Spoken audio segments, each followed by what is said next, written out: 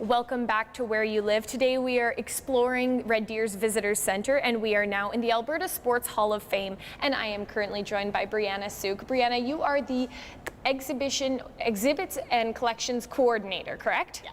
Now, what are the new exhibits coming out this year that we have to look forward to? This year we're calling it our year of celebrations. It's a whole big year of anniversaries. So we kicked it off by celebrating Canada's 150 with an exhibit called Pioneering Sports in Alberta, which features our Pioneer Award recipients, people who are responsible for bringing their sports into Canada and specifically into Alberta. We have our 60th anniversary this year, so we have a number of exhibits focusing on our history and some of our very first inductees. It's the Canada Games 50th anniversary this year, so a new exhibit just went up for them.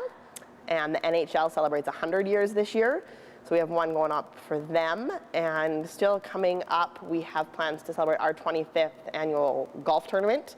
We'll get a new exhibit, and it's the 50th anniversary of wheelchair sports in Alberta, so they're going to get their own exhibit as well. That is a lot of anniversaries. It is. It's our year of celebration. Now, you mentioned the 60th anniversary of the Alberta Sports Hall of Fame and Museum. Is there any events coming up this year that people can enjoy and celebrate with you? Our biggest one, of course, is our annual induction banquet on May 26th this year, that we honor 12 new inductees into the Sports Hall of Fame. Hopefully it'll be a little bit bigger and more exciting than the last couple of years while we throw in the anniversary celebrations with that. And then there'll be some other events kind of just throughout the year that'll pop up as we think of some new and exciting ways to celebrate with the people of Alberta. Fantastic. Now, the Alberta Sports Hall of Fame, often you have school groups visiting, even teams coming to visit. But considering your location, which is right off the QE2, a main corridor, how much pop-ins or walk-ins do you get? Drop-in visitors make up about 70% of our annual attendance. So our location on the QE2 has definitely paid off. We get a lot of highway traffic, and it's a good place for the kids to get to come and run off some steam and learn a little bit more about sports in Alberta. A little known fact to many is that what you see isn't always what you get. There's new exhibits and events going on here in the museum, but you also have a massive archives collection, I understand. We do. We have over 15,000 artifacts in our collection, and only about 7 to 10% of those are on display at any given time in the museum. So that's why we switch up our exhibits every 6 months to 2 years.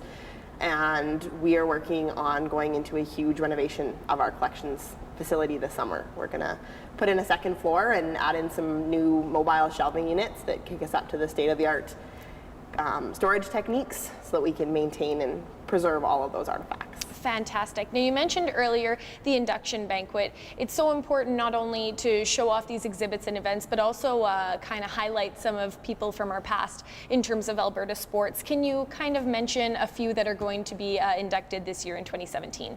So a couple of the ones I'm really excited about is we have our local boy, Ryan Smith from the Edmonton Oilers, is being inducted this year. So he'll be exciting to get to meet him and share all of his accomplishments in hockey.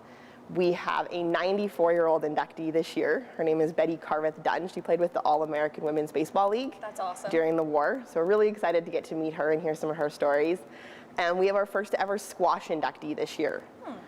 Sharon Tredeman is coming in for squash. So it'd be nice to have a new sport represented in the Hall of Fame. Moving on to a personal question, when you maybe invite your friends or family to visit, what is the one thing at the Alberta Sports Hall of Fame Museum that you are proud of? I always like to share with them how interactive it is. That it's not, well, the exhibits are important and very informative. It's a great place to get to try different sports that you haven't necessarily gotten a chance to. Making sports very interactive. Sports are meant to be enjoyed, not just studied. So we make that a very important aspect of the Hall of Fame in the museum here. Right when you walk in, it says to play is human, and I think that's absolutely perfect, and it totally sums up this type of museum. It's certainly not the observe and don't touch type of museum. So not. Awesome. Finally, if anyone wants to learn anything more about the events coming up this year or the new exhibits, what website should they visit? ashfm.ca. Fantastic. Thank you so much, Brianna, for joining me. And now we're going to head over to their backyard, Red Deer's favorite ranch, Heritage Ranch.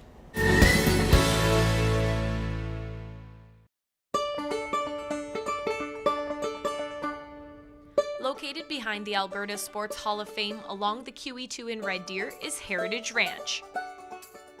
Sitting on 207 acres of municipal land, this ranch on the edge of the city is full of Western flair and a go-to spot for locals and tourists alike. Heritage Ranch offers authentic down-home country experiences year-round, featuring some expected and unexpected guests. The wide variety of both carriages and horses found throughout the grounds provides a rustic and tranquil atmosphere for the bikers and hikers making their way through the Red Deer Trail system.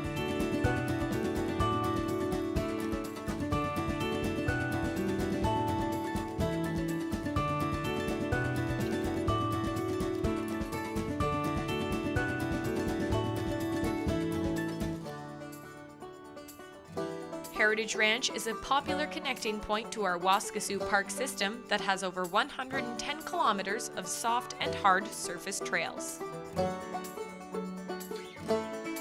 Spring, summer, winter, or fall, you are sure to find many hitting the trails enjoying our little piece of country in the city.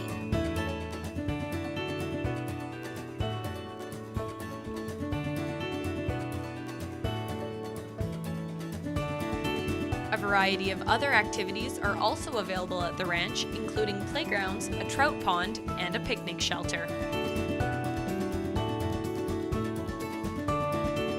With so much to see and do, don't forget to stop and smell the flowers.